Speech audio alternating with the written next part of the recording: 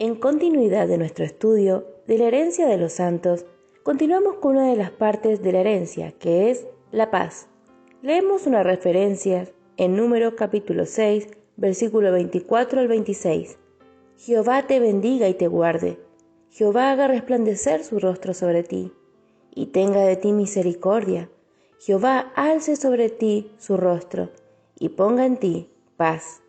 Esta es la bendición que los sacerdotes tenían que pronunciar sobre Israel, y estas palabras son de Dios mismo, por supuesto. ¿Dónde está esta paz? A veces creo que nosotros creemos que es un escudo o un yelmo que podemos poner y así andar, pero no. La paz está dentro de nosotros, no está fuera. Para afuera tenemos el escudo de la fe y el yelmo de la salvación y otras cosas, pero esto es algo que Dios pone dentro de nosotros, la paz. Isaías capítulo 26, versículo 12 nos habla de esto. Jehová, tú nos darás paz, porque también hiciste en nosotros todas nuestras obras. En nosotros, ¿cómo viene la paz?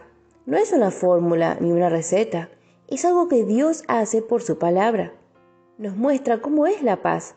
A nosotros nos corresponde la paz del Señor Jesucristo. Vemos su ejemplo.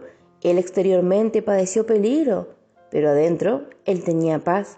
Leemos el Salmo 119, versículo 105. Mucha paz tienen los que aman tu ley, y no hay para ellos tropiezo. Recuerda la porción que recién leímos. El Señor se levantó y habló. Su palabra calmó el mar. Tu ley. Aquí es la palabra de Dios. ¿Cuál es su reacción después de leer la palabra de Dios? ¿Qué siente usted en su ser? ¿Una agitación? ¿Una preocupación? No, la paz. Por lo menos así me afecta a mí, porque aún en las porciones que hablan de juicio y demás cosas negativas, a mí no me molestan, no me agitan, porque sé que soy hijo de Dios. Yo sé que he pasado de muerte a vida, y sé que este juicio del cual habla la palabra no es para mí. Yo tengo otras promesas. Los que aman la palabra de Dios sienten la paz. Para ellos hay una paz en lo profundo de su ser. Cuando nos sentimos agitados, ¿qué es lo que debemos hacer? Leer la palabra y orar. No procurar encontrar una salida según nuestro parecer, sino leer la palabra y orar. Pedro hizo lo correcto. Él tenía que pagar el impuesto y fue junto al Señor, y el Señor le dio la respuesta. Leemos en Isaías capítulo 26, versículo 3. Tú guardarás en completa paz a aquel cuyo pensamiento en ti persevera, porque en ti ha confiado. Otra gran promesa relacionada con nuestra herencia de parte del Señor, mi paz os doy. Tenemos el privilegio de confiar y este es el resultado de confiar en el Señor. Esta confianza produce la paz en nuestro ser. A veces la gente cree que no nos importan las cosas que pasan, pero no es así. De afuera tal vez no haya indicación de nada, porque dentro hay una paz y esta es la paz del Señor. La paz produce una confianza completa en Él y en que Él tiene el control. A veces vemos las cosas como son y no sabemos qué pasa. Bueno, Dios tiene control. Yo tengo la confianza en que Él no perdió el control. Mi Padre siempre está en control. Más adelante vamos a mirar dos maneras en que el enemigo procura impedir esta paz o quitar esta paz. El enemigo no quiere que tengamos paz, porque el diablo ha venido para matar, hurtar, destruir y agitar. Esta es la obra de Satanás.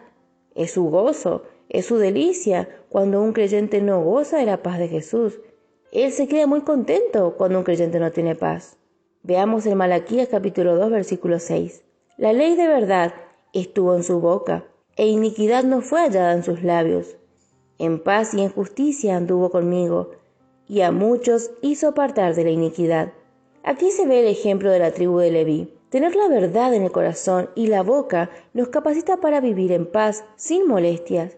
Pero hay que pelear para tener esta paz, porque el enemigo procura por muchos métodos quitar esa paz.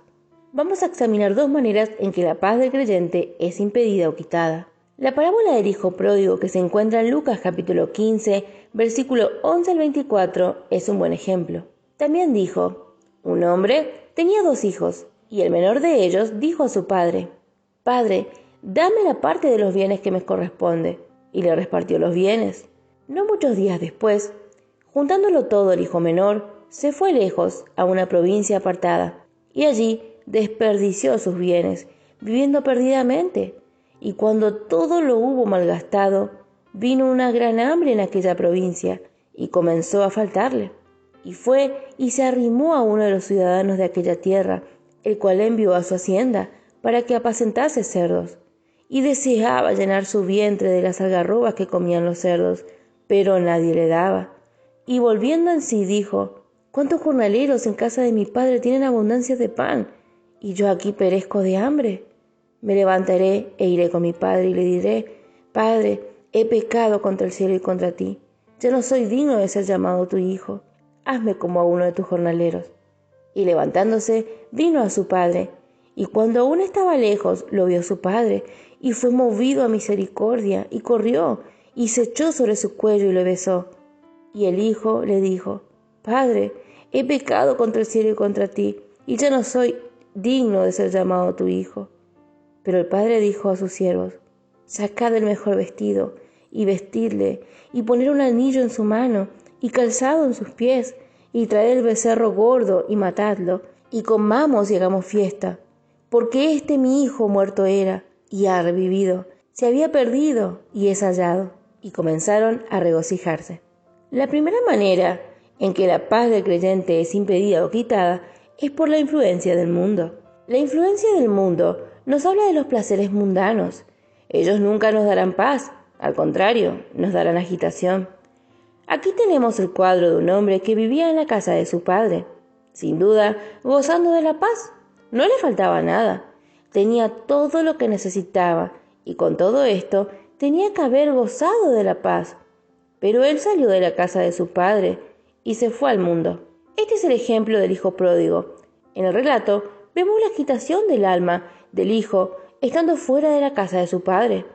Después de gastar toda su herencia, recapacitó: ¡Qué necio soy yo! En la casa de mi padre hay abundancia, y aquí yo estoy por padecer de hambre. Había solamente turbación en su alma, porque él estaba buscando la felicidad y la paz en el mundo. Este hombre perdió la paz por la atracción del mundo. Así como este hombre, hay muchos creyentes que van tras la atracción de este mundo. Pero, ¿dónde está su paz? El Hijo de Dios nunca ni jamás va a encontrar la felicidad, la paz en el mundo. Nunca. A veces uno piensa que sí, porque por supuesto el mundo le llama con sus cosas, sus atracciones, pero en esta forma pierde la paz, porque en el mundo no hay paz. Solamente en la casa de nuestro Padre encontramos la paz. Otra manera en que la paz es impedida o quitada es por el error. Leemos en Gálatas capítulo 2, versículo 3 al 5. Mas ni aun Tito, que estaba conmigo, con todo y ser griego, fue obligado a circuncidarse. Y esto a pesar de los falsos hermanos introducidos a escondidas, que entraba para espiar nuestra libertad que tenemos en Cristo Jesús, para reducirnos a esclavitud, a los cuales ni por un momento accedimos a someternos, para que la verdad del Evangelio permaneciese con vosotros. Aquí Pablo habla del peligro de los falsos hermanos introducidos. ¿Para qué? Para quitar la paz, para espiar nuestra libertad que tenemos en Cristo Jesús. Y todo esto fue, por supuesto, para poner a los creyentes bajo reglas. Nosotros somos libres, no para seguir pecando, por supuesto que no, sino que somos libres para que esa paz del Señor pueda gozar en nuestras vidas. Hay tantas maneras en que el creyente es agitado en cuanto a la paz que debe tener y gozar. Leemos en Gálatas capítulo 1, versículo 7. No que haya otro, sino que hay algunos que os perturban y quieren pervertir el evangelio de Cristo. Pablo habla aquí de otro evangelio. No que haya otro, sino que hay algunos que os perturban y quieren pervertir el evangelio de Cristo. Dice que había algunos que querían perturbar. La palabra perturbar significa agitar. La misma palabra se usaba para referirse al agua hirviendo. Cuando empieza a hervir, cuando empieza a calentar, a burbujear, denota el agua en movimiento, está agitada o perturbada. Así es el error, en cualquiera de sus formas, porque muchas veces el predicador está hablando de la gracia del Señor, pero lo está haciendo con un espíritu legalista, y eso trae turbación y quita nuestra paz, perturba el alma. Nos reunimos en los cultos para alimentarnos del Señor y de la comunión del uno con el otro. Nos reunimos para sentir en forma práctica los brazos del Señor. ¿Cómo debemos sentirlos?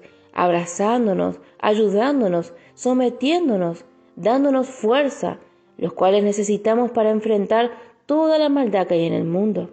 Vivimos en el mundo que está lleno de maldad, pero aún con eso podemos tener paz, la paz que el Señor nos ofrece.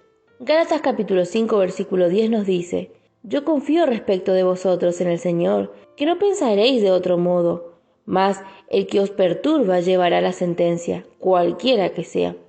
Aquel o aquella o aquellos, quien quiera que sea. Pablo está escribiendo de la falsa enseñanza en cualquiera de sus formas que perturba el alma, el corazón, quita la paz. Y Pablo dice que sea quitado todo estorbo de error y doctrina falsa. Verso 12. Ojalá se mutilasen los que os perturban. Esta es una sentencia bastante fuerte, ¿no es cierto? Pero él quería que cada uno de los creyentes gozasen de su paz. Yo creo que los Gálatas tenían paz, pero a causa del error, ellos fueron impedidos. Fueron perturbados a causa de la falsa enseñanza que se había introducido entre ellos. Esa enseñanza quitó la paz que Dios quería que ellos disfrutasen. El perturbar o inquietar es producto del error. Gálatas capítulo 2 versículo 3 al 5 sigue con el mismo pensamiento de lo que es perturbar. Mas ni aun Tito, que estaba conmigo, con todo y ser griego, fue obligado a circuncidarse. Y esto a pesar de los falsos hermanos introducidos a escondidas, que entraban para espiar nuestra libertad que tenemos en Cristo Jesús, para reducirnos a esclavitud, a los cuales ni por un momento accedimos a someternos, para que la verdad del Evangelio permaneciese con vosotros. Dios nos ha dado una libertad, y allí está nuestra paz.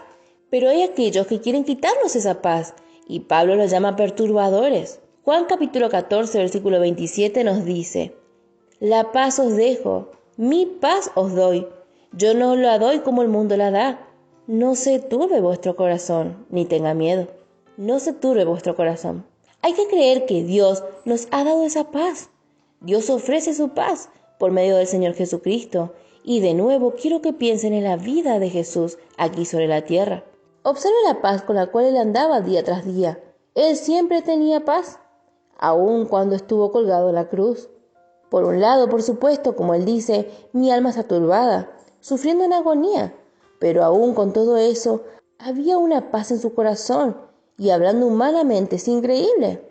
Allí no vemos a un hombre perturbado, a un hombre preocupado, sino a un hombre con mucha paz, y cuando llegó la hora, pudo decir muy calmadamente, y lo hizo, en paz y con paz, en tu mano, entrego mi espíritu. Con una voz de paz pudo decir: Padre, perdónales, porque no saben lo que hacen. Y así, en toda esta escena donde debía haber tenido mucha agitación, mucha turbación y mucha inquietud, vemos completa paz. Gracias al Señor por la paz de nuestro Señor Jesucristo. La paz os dejo, mi paz os doy. Yo no la doy como el mundo la da. No se turbe vuestro corazón y tenga miedo. Somos muy privilegiados de ser recipientes de esta paz. Si usted no tiene esta paz hoy, puede experimentarla. Esta paz le pertenece. Yo no le ofrezco nada ajeno. Es suya. La paz de Jesucristo le pertenece. Es suya por herencia, porque usted es hijo de Dios. Tenga en su vida una paz verdadera, en todo sentido de la palabra, porque las cosas en esta vida no van a mejorar, pero nosotros tenemos la paz del Señor, a pesar de las contrariedades de la vida. En Hechos capítulo 15, versículo 24 leemos: por cuanto hemos oído que algunos que han salido de vosotros, a los cuales no dimos orden, os han inquietado con palabras, perturbado vuestras almas, mandando circuncidaros y guardar la ley. Inquietado con palabras. A mí no me gusta hablar mucho, hablo lo necesario, porque no quiero ser causa de perturbación a nadie. ¿Cuántas veces somos causa de la pérdida de paz en otro, porque hablamos palabras que no debemos hablar? Que no seamos perturbadores, que no seamos portadores de palabras que van a causar inquietud en otra persona. Queremos asegurar la paz con cada uno. Queremos que cada uno siga gozando y tenga la paz verdadera de nuestro Señor Jesucristo. No queremos ser causa de angustia de almas. Leemos en 2 Tesalonicenses capítulo 3 versículo 16. Y el mismo Señor de paz os dé siempre paz en toda manera. El Señor sea con todos vosotros. Habíamos dicho que en lo natural Una herencia era lo que pertenecía a una persona y luego pertenece a otra por vía legal porque la primera persona murió. Pero en nuestro caso, nuestro Señor no quedó sin paz. No es que Él, al darnos su paz, quedó sin ella. Al contrario, ahora Él tiene esa paz y aquí Pablo lo llama Señor de paz. Este fue el deseo del apóstol Pablo. Su objeto no fue agitar el corazón de nadie. Que el mismo Señor de paz os dé siempre paz en toda manera. Fue su anhelo. Él quiso que los creyentes tuviesen siempre la paz. Tenemos al Señor de paz, que no solamente nos dio esa paz, sino que Él es el Señor de paz y nos da paz de muchas maneras. Si no es de una manera, es de otra manera el que Él nos da paz. Así es, el Señor quiere darnos su paz. Y yo creo que el Señor tenía mucho deseo de dar su paz a sus discípulos y así también a nosotros. Que el Señor bendiga ricamente a cada uno.